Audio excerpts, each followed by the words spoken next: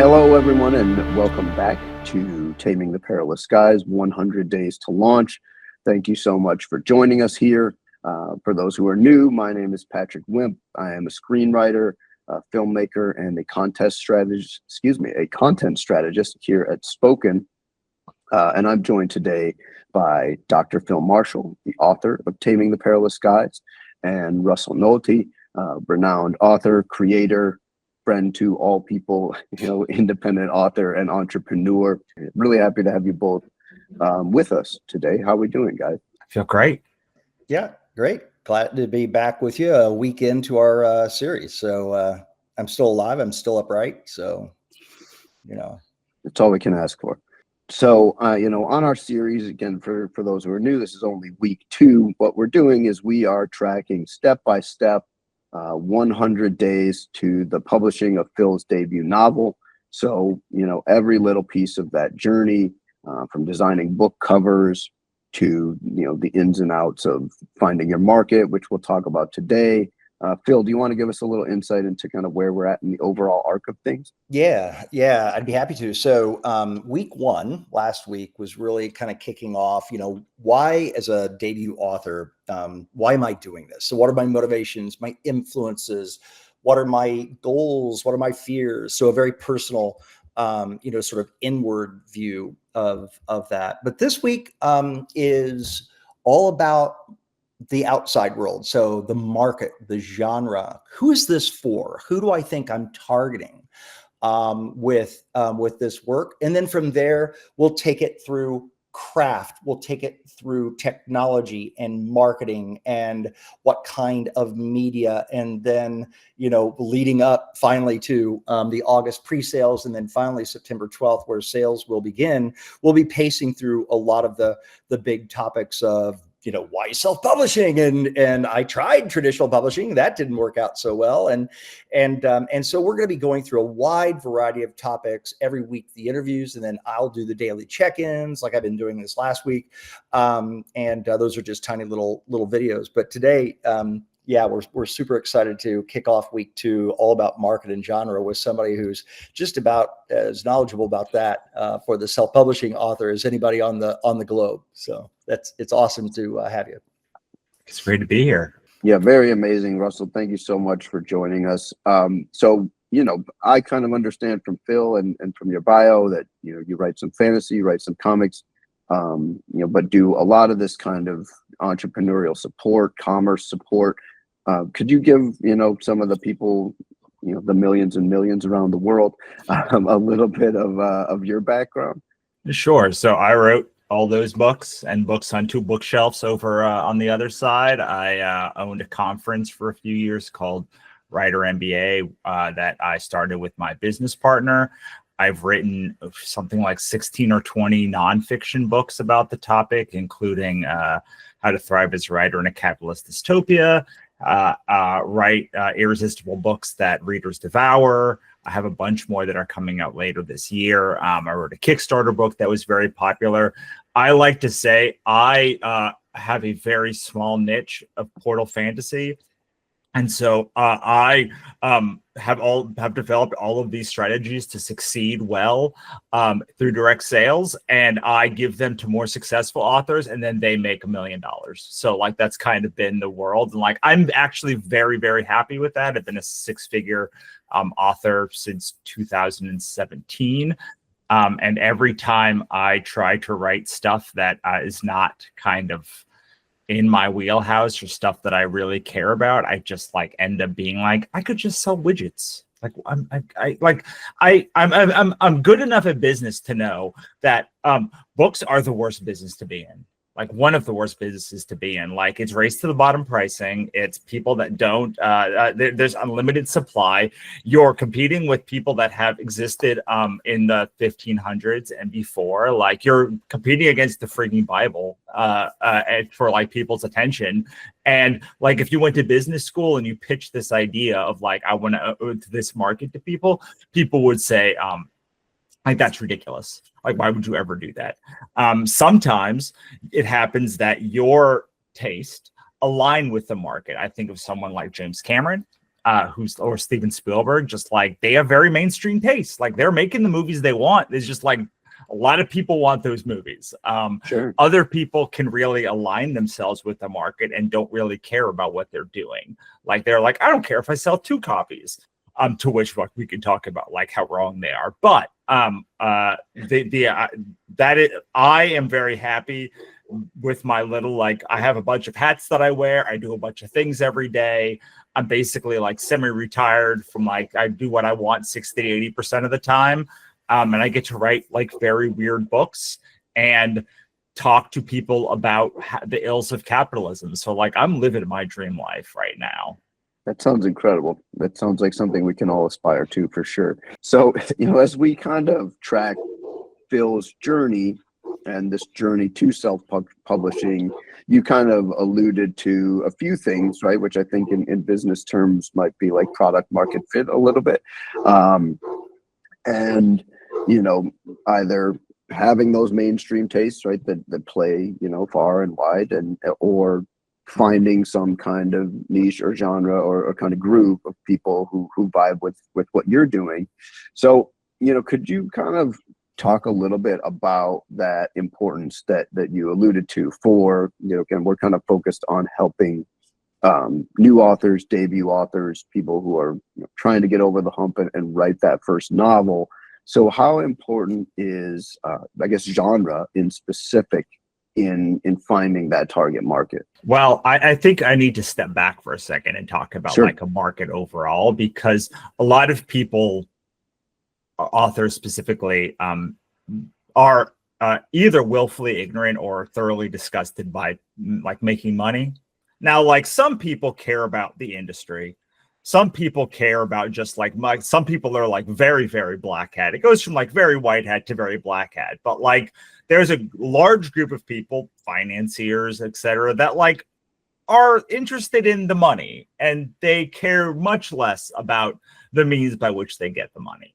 Writers overall, and like generally all kinds of entrepreneurs. So you said you're a filmmaker, same, coaches, people, the entrepreneurs, like they care about what they make, and they see money as the means by which they can make the thing. And if you understand this flip, you kind of like understand why most writers hate marketing advice, because it is based around this idea that like you're going to make a product that people want and then you will make money on it and then you'll have money and that will be amazing. And most people and writers are like, I actually like don't care. It's usually the first step that I show people is like money can be an end in and of itself. But you can also use all of the advice that comes out talking about money as end and use it as money as means. Like you can build like mailing list advice that is designed for money as ends people, like still is effective for money as means people and product as end people.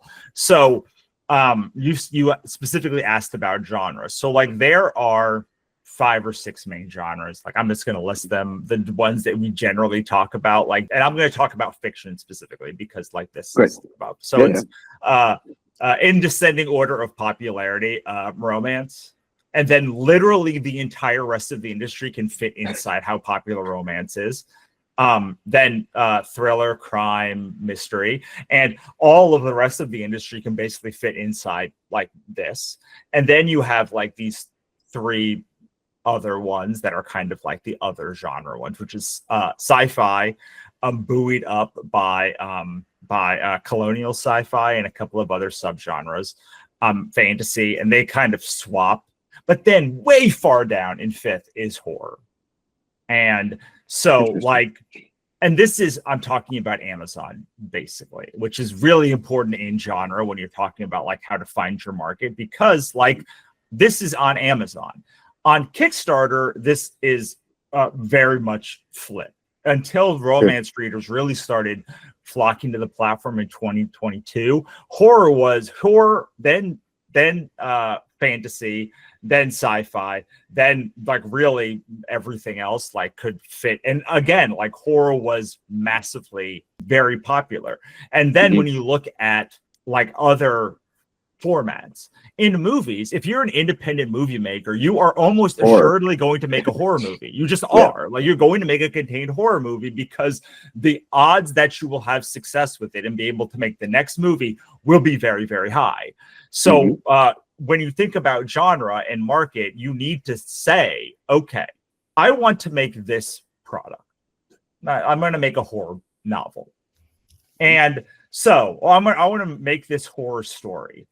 What is the format? Is it comics? Is it books? Is it an RPG? Horror great in RPG, horror great in comics. Like there's a lot of like horror movies we talked about, like horror, like letter writing things where you can like go back and forth. So it's like, okay, so I have a genre, I have a story I want to tell. Like how will I find the market best? Is it important for me to make it a book? Or is it important for me to make a book and maybe horror is not the story that I write? I don't know. Or can I take the horror book and infuse it with like supernatural suspense, which is a very popular genre, and like make it like a horror mystery or horror thriller, something like that? Can I make that? Can I tie that in? And all of genre and all of market is basically the knowledge of the market is in like contemporary romance. Like that is where you're going. The most chance to make the most money is in contemporary romance. And if you make anything that's not that, you are reducing the ceiling of what you can make. Sure. And in return, you are getting things like maybe it's got a much higher floor. Like a horror comic has a very narrow band between the how much you're going to make at the top and the bottom end.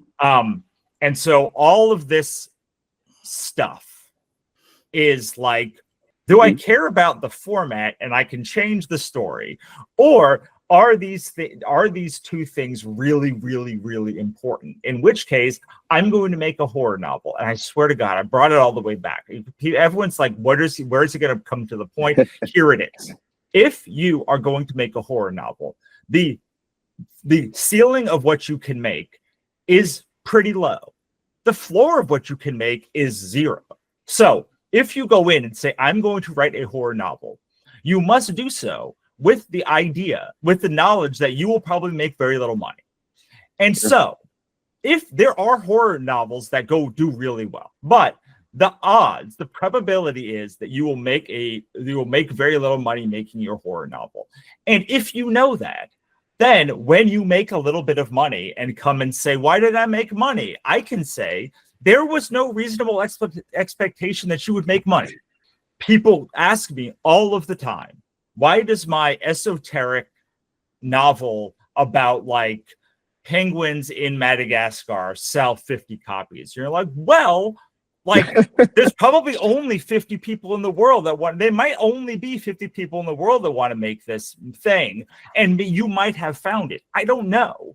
But like what you measure, you manage. And so genre is not a way to say, I shouldn't make this. I would never tell you not to make a book. It is to say, okay, you're going to make a book. It's horror. You're not going to add a popular subgenre to it. So like, you probably aren't going to make money. Are you okay with that? Yes, you're okay with that. Awesome. Go with God. Does that make sense? That's great. Yeah, it does. It's one is setting expectations, and two is kind of managing how you view success. I think is a little bit of what you're talking about here. Phil, you seem like you got a good thought coming. So focusing in on the debut, the debut author, okay, because that's the journey here. You can tell me whether you think I'm wrong here, but I'm guessing that most people were like me in that. I'll just use a visual cue here. I made this thing. Sure. Now you can come to me and say, but people prefer butter. And I say, but I was motivated into this industry because I had the idea for this. Right? So this is what I have. and so the debut author comes to the table with, look, behold what I have done. Right. and so when it comes to okay, this is my motivation, my influences, my goals, my hopes, my dreams, my fears. Now we're on to who would take this thing, and where does this go, right? And so that, am I wrong? First of all, Russell, do you think that I'm right in that the debut author generally comes with the thing? I think if you are not the kind of person who studied the market beforehand, that is a yes. But I think that probably about 40 to 50% of people make their debut after doing the research, and half want the story. Like if you think about like pulp novels, a lot of pulp novelists just like wrote what was popular. They're like, oh, like I'm going to write this thing that's popular. Probably the majority of people are like you. But there are a bunch of people who say, I love romance. Romance is hot. These are the sirens are hot. Like they're all like eating potatoes. So like, I'm going to make all these 5 things, and this is going to be my debut, and boom. If you don't do that though, like it becomes harder for you. But yes, I agree that the majority of authors come on with a book that is done and then say, how do I market it and how do I sell it? So, And how does so if I've got that, right? If I've got the thing, right? Sure. And so what are the major ways? I mean, you've got all this stuff that just spills out of you, right? I mean, it's like, Awesome. It's like, what's that? Cyberpunk, vampire, alien romance. Well, let me tell you exactly what's going to happen with that. I mean, you would say that. And I actually have a friend who writes that, but if I've got a thing, right, like what are the major steps that I as a debut author should go through to make sure I really understand what the opportunities are for that size, that genre, that type, that style, that whatever? Like what are the, I mean, is it like Kindle trends? Like, first of all, sign up for Kindle trends because you must have Kindle trends. I mean, what do you think? So I think that I'm going to assume that someone is coming like you and is not studying the market. So that now you have a thing, and you need to find the market for that thing, and so you need to figure out like which of the main genres does it fit in, and what are the tropes of that genre, and you need to say, okay, I wrote a sci-fi book about like utopia, and like there's a subgenre of like utopian sci-fi that you could go to Amazon and you can say, what is book 1 and what is book 100, because there's a top 100 of like every every category on Amazon, and you can see if the number 100 book is not ranked 10,000 or above, you probably are going to have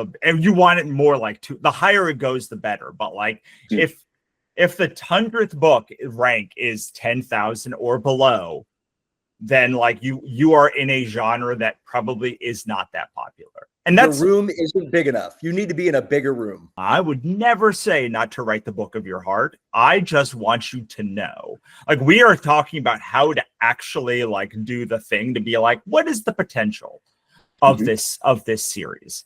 So like, let's say you want the higher market. You can say, okay, my tropes are pretty close to like sci-fi thriller, sci-fi like space colony tropes.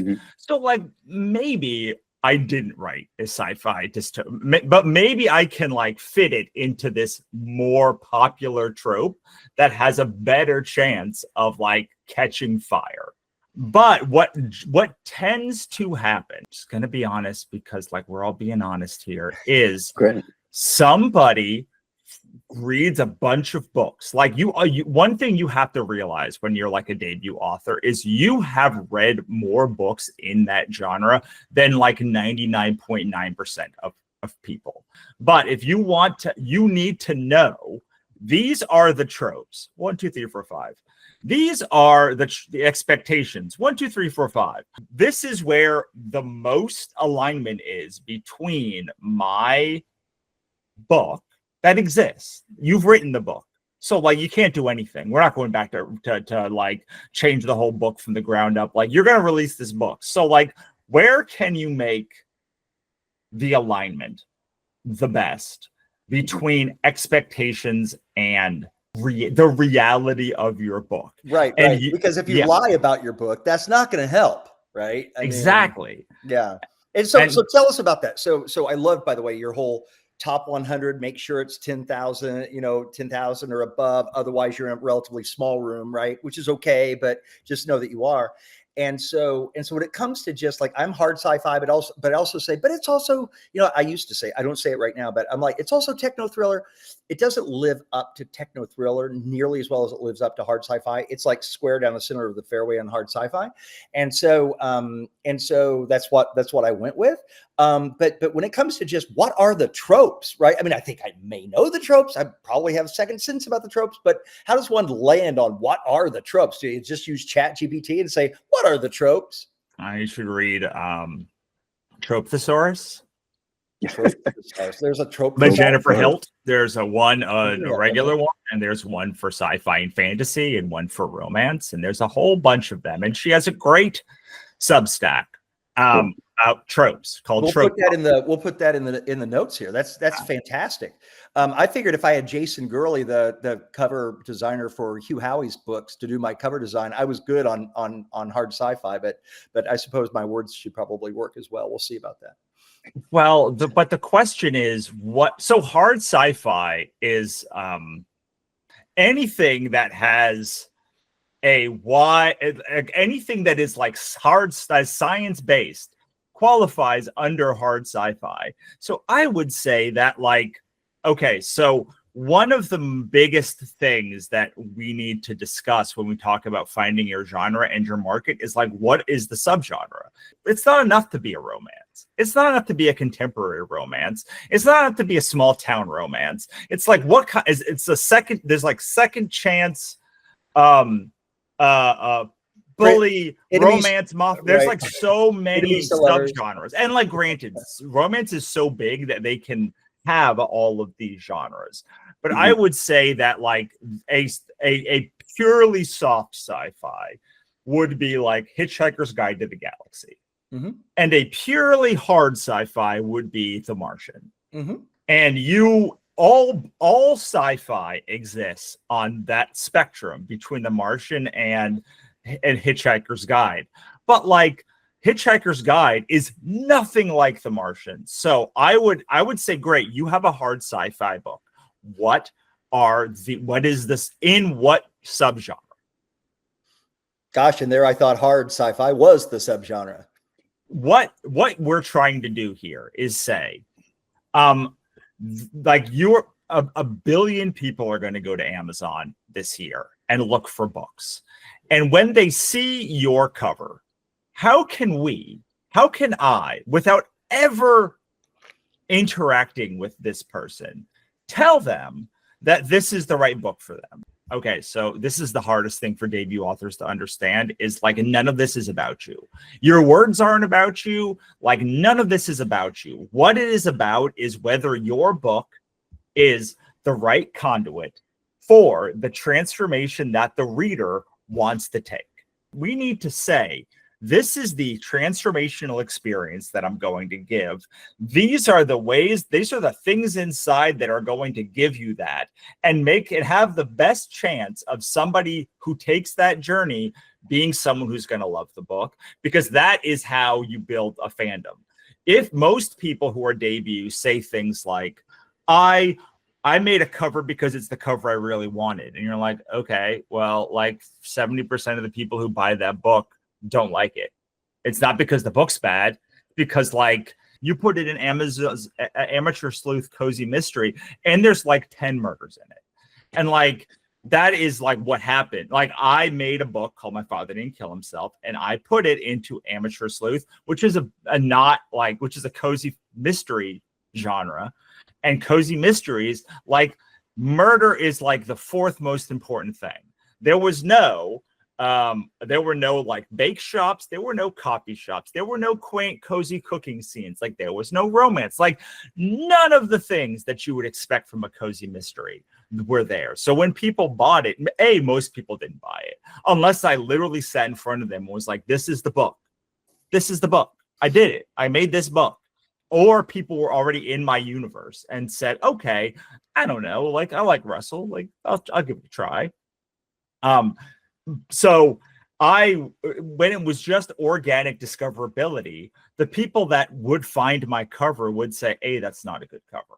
B, I don't know what this is about. And C, I want the next thing. And so what I ask people is, for your cover, what is more important?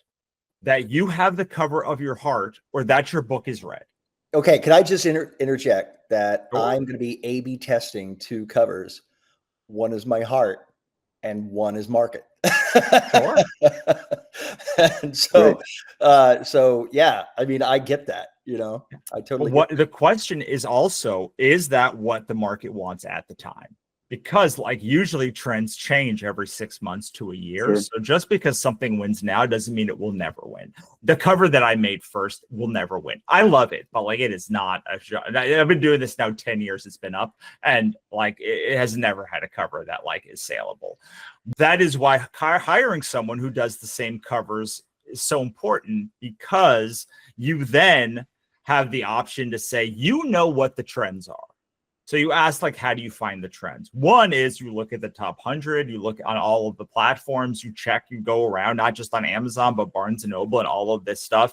You go to cover groups, you look at what books are selling, and like you then can say this. The other way is to be like, hey, you did Silo cover, do my cover. It's the same. And just like make it like, and then they will read your synopsis or your brief and say, okay, I know what the trends are. And that is what you are really paying for. Like you could have someone at Savannah Institute of Art and Design make a cover as a class project, and it might be really good, but what you are paying for is them to know the trends. Yep. Yep. And so what about other tools? Like I mentioned Kindle Trends a little bit ago. Are there other key things like, make yourself aware of what's selling, what's trending? Like, are there other key places a debut author like myself should be going into? I mean, I will once again say, I am not saying your book should sell. What I am saying is if you want it to sell, it should at least be in the genre and to trope enough with both the blurb and the and the cover and the title. And if you have blurb, title, cover that all is accurate in the right categories, then you have the best chance of getting the right reader. So, I mean, there are so many tools, and I wish I knew all of them, but like, I don't. I'm completely old school in this, and I think that like you should be old school, and until you figure it out, because going to Katie Spy or getting like Kboard or getting K-Lytics, like that's a really good one. There's a couple of other ones that like will tell you what is hot. But here's the thing that any good market researcher will tell you: the minute that by the time it gets to K-Lytics or these reports, the trend is way past. Like that, just like things don't move up. Like Alex puts out like 2 or 3 reports of a genre or subgenre a year, and like these, like the minute that I had a friend of mine who does a lot of these. They said the minute that it hits K-Lytics, I know that trend is dead. So, and I would never write in a trend that is dead. But that is what everyone does. Everyone goes, I'm going to wait till K-Lytics is there. But the way that you make sales, well, the way that people who are doing the front end of this marketing make sales is by arbitrage. Arbitrage is the difference between the supply of a book genre and the demand and the supply. So somebody who's doing this at the early sides of a genre is trying to find something where there's like the ability to have 5,000 books in it, and there's only 1,000. And so like then they are able to eat arbitrage away. And that in that case, even a debut author has a really good chance, because if they can either time it right or hit that thing, so many people are looking at it, and there's so few things that like they tend to like balloon up.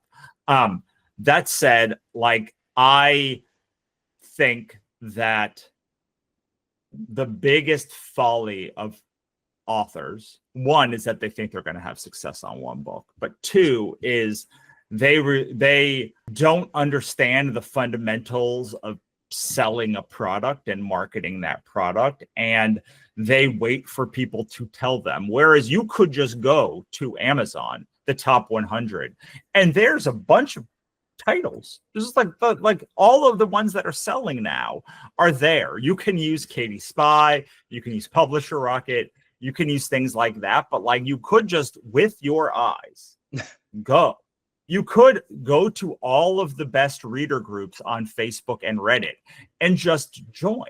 You could hire an assistant at like $5-10 an hour to just to highlight all of the things. You could, as you said, go to ChatGPT and do that as well. But it will not necessarily teach you the underlying fundamental way to understand how to succeed, which is to learn how to make inference correctly and fast.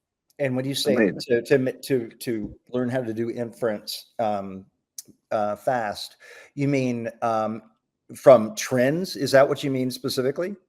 Yeah. So, for instance, I'll give you a bad trend. There was a trend called prison romance. It was a prison break romance books a few years ago, and authors wanted it so badly, and they bought so many covers.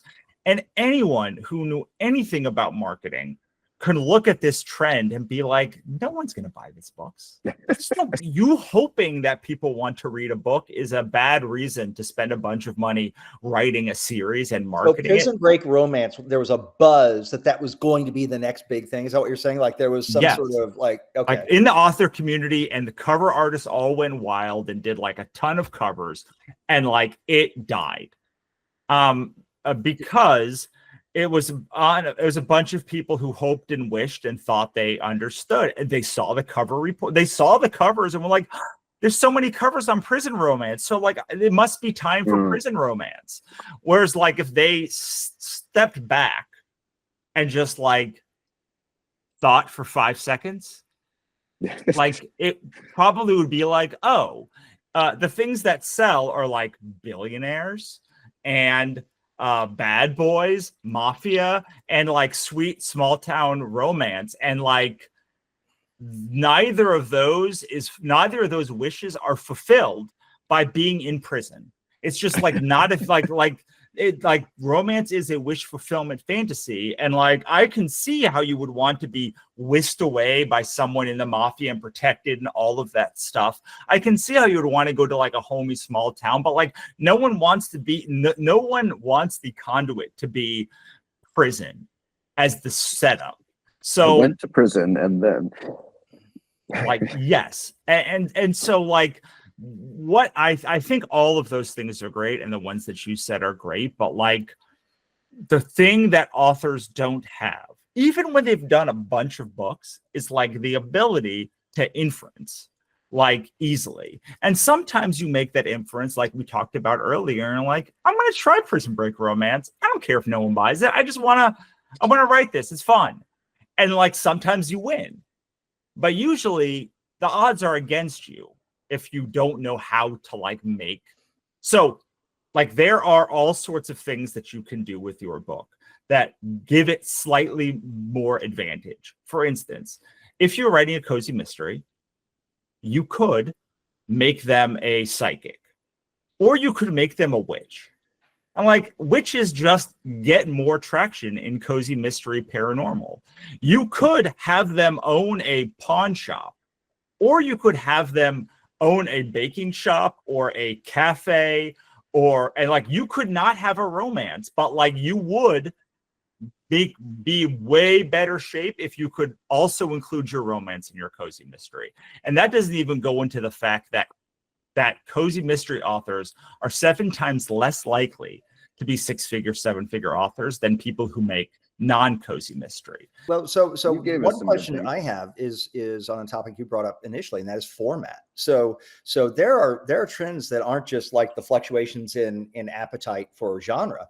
There's major changes in attention span, and and how we consume, stories. And so with Taming the Perilous Skies, we're doing simultaneously ebook, print on demand, paperback and hardcover, and then on Spoken, of course, the audio. And I'm going to be doing that in probably a unique way, maybe serializing the audio and sort of seeing that through in a bit of its own journey.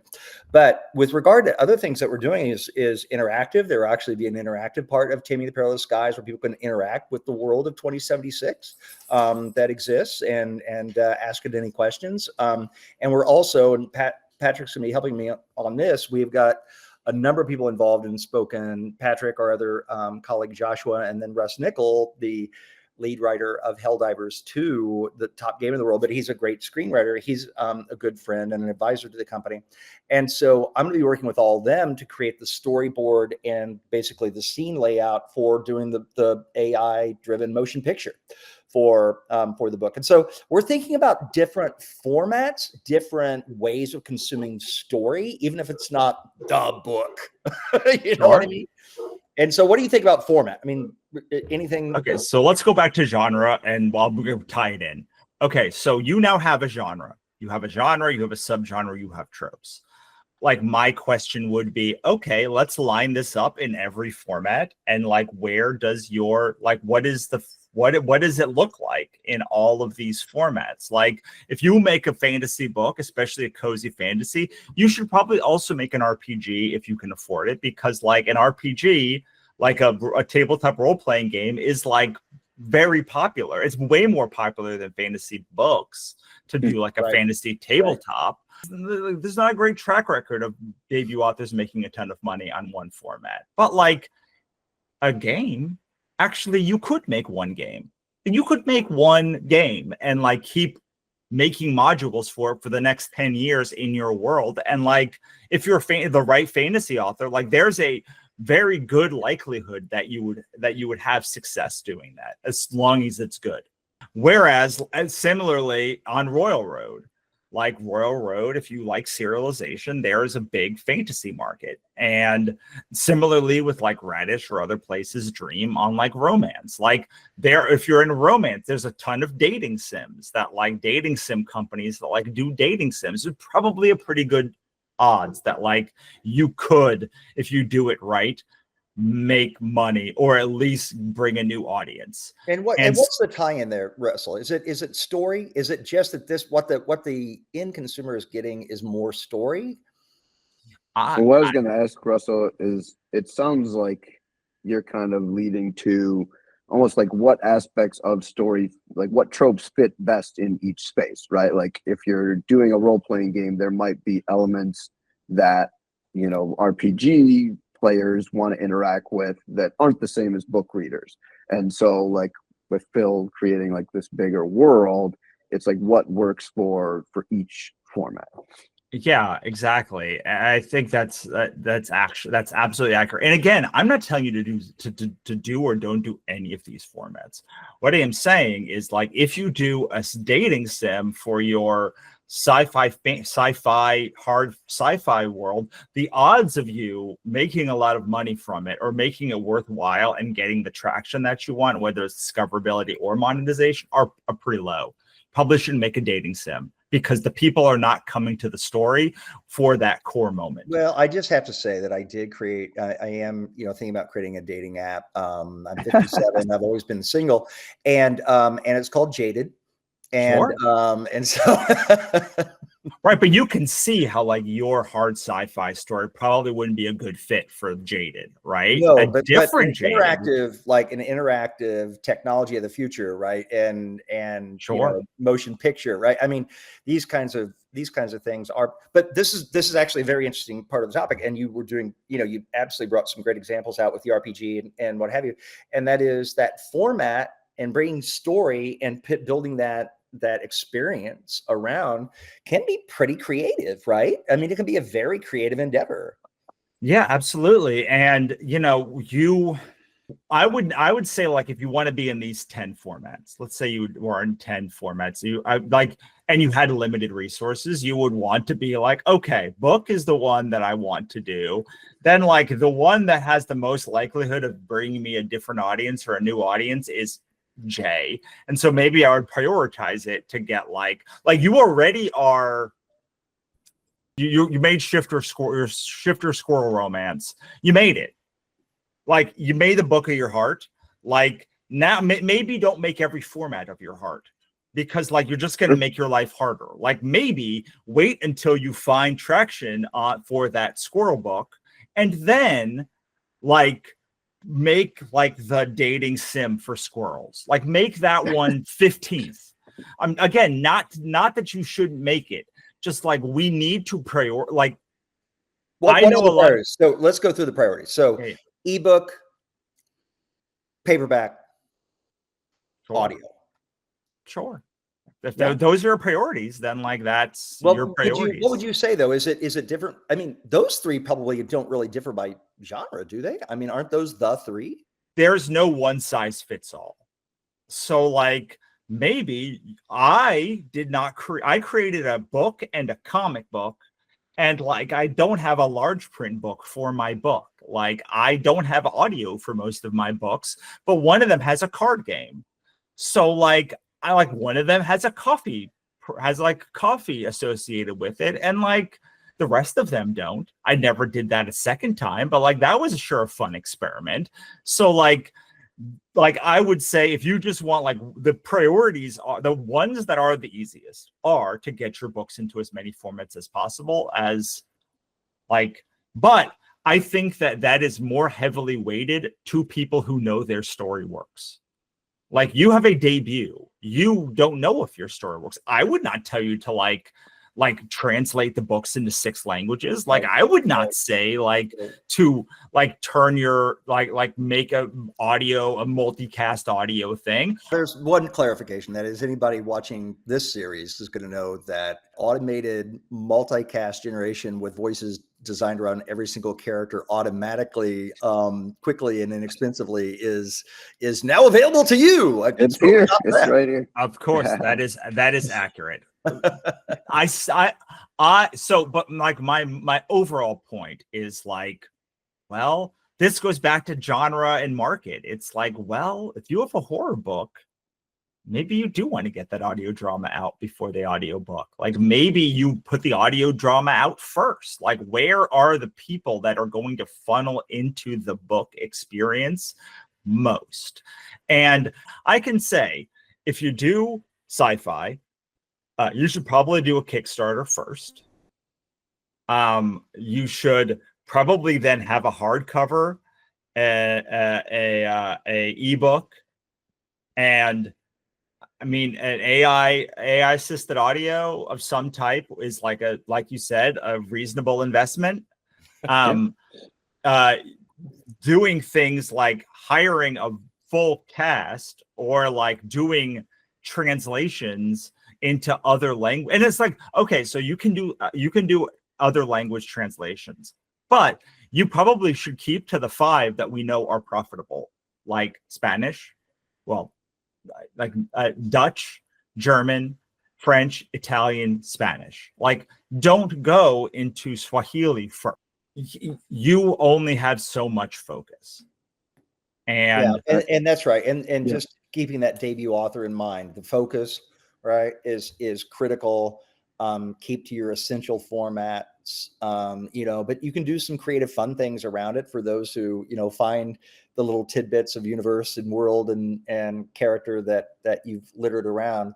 And I love just the notion of really understanding that genre and what's working, what's not. And can you find a bigger room? Maybe you don't want a bigger room, but if you can find a bigger room and it's accurate for your work, you should find the biggest room you can, as long as it's accurate for your work. And where is the market that exists naturally for the thing you are making? And that might be in another format.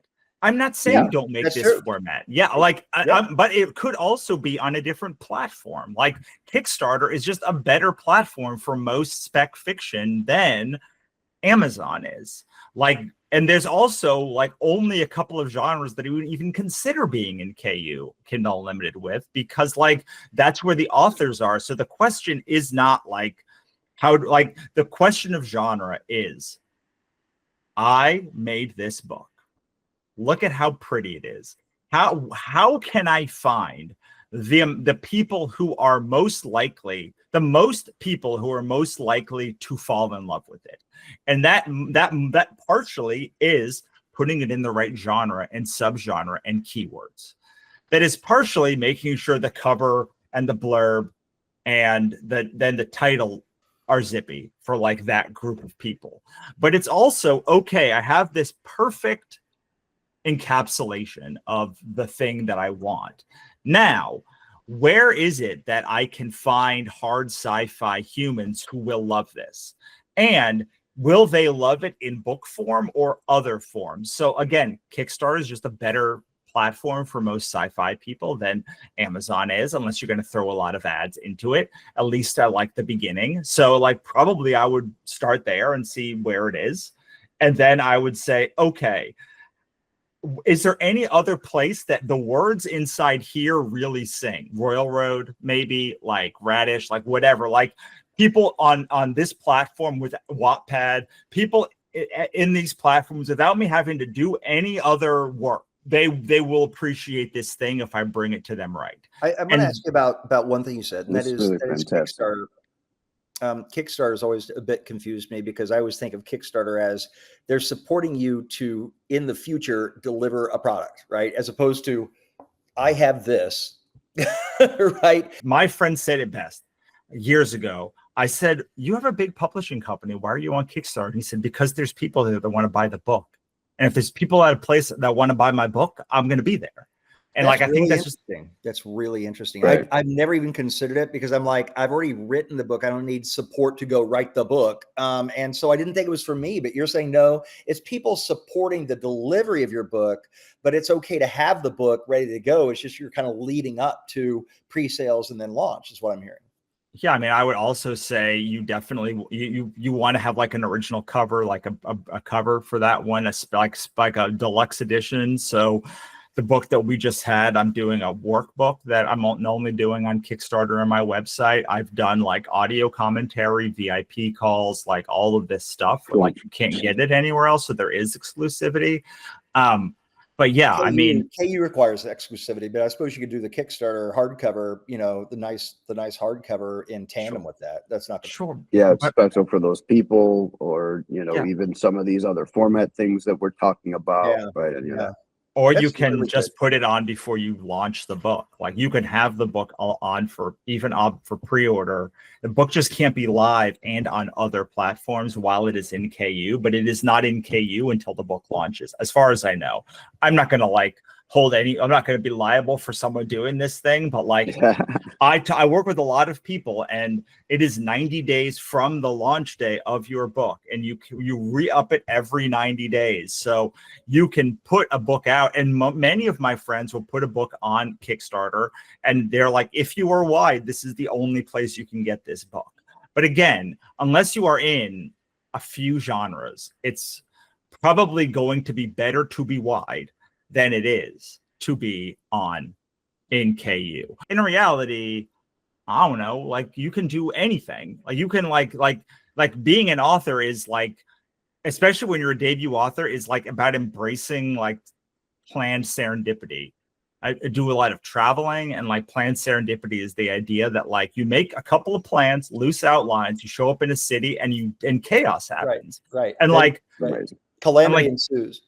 Well, and also you just like, you don't, so all you know if you put your book in KU is whether your book works on KU. It does not, does your book work other places? Like if you want to be a debut author, you want to know what is the best way to launch my book and where are people the most excited for it. So like, I would be like, where did The Martian publish stuff, and be there. Like I would be on all of these other places, even if it's because you're trying to aggregate all of this stuff. Like I made $15,000 on my Kickstarter for this last book. Oh, so no, fiction. I made $4,600 on my last launch of a cyberpunk kitty book. I've made literally $0 on Amazon. And that's fine. Like, I'm not, like, I don't really push it there anyway, but like, just because you made 0 sales on Amazon, all it tells you is that you made 0 sales on Amazon. It actually tells you almost nothing about the success of your book or how you should publish it moving forward, except not exclusively on Amazon. Russell, thank you, man. This is like just, so much wonderful, like direct knowledge, and hopefully it's very actionable for everyone. You've been so generous with your time. Thank you so very much. Is there anywhere people can find you? Anything you want to plug right now, as we kind of finish up our convo? I mean, the best place is my blog, theauthorstack.com. It has like over 1,000 articles about how to do all of this stuff, courses, and then you can look me up on Amazon or any other platform. I have 3 books coming out in the middle of this year, or I guess in a couple months, 2 more months from now, whatever that is in this year. How to thrive as a writer in a capitalist dystopia, write irresistible books that readers devour, and how to cultivate a thriving author ecosystem. Boom, boom, boom, in weeks. And just, I have a few that are up there now. And if you like this, man, you are going to get so much of this. Well, Russell, you're a Love tremendous resource for us in the author community. And as a debut author, even if I only get a little bit of that knowledge, I know that I'm going to be better for it. And so I'm grateful. Absolutely. I'm happy to do it. Just remember that books are available in libraries when you're not on KU also. So people can read them for free. Well, thank you for your time, Phil. We can check you on socials for the daily check-ins before next week. Yeah, absolutely. We're going strong. So this week is all going to be about market and my little tidbits that I've learned, some of it from Russell, but a little topic every day, just for a few minutes. And so, yeah, Taming the Perilous Skies, 100 days to launch. 100 days to launch. They're counting down. Thank you both for your time. Thank you, everyone, for checking us out. And we will see you next week.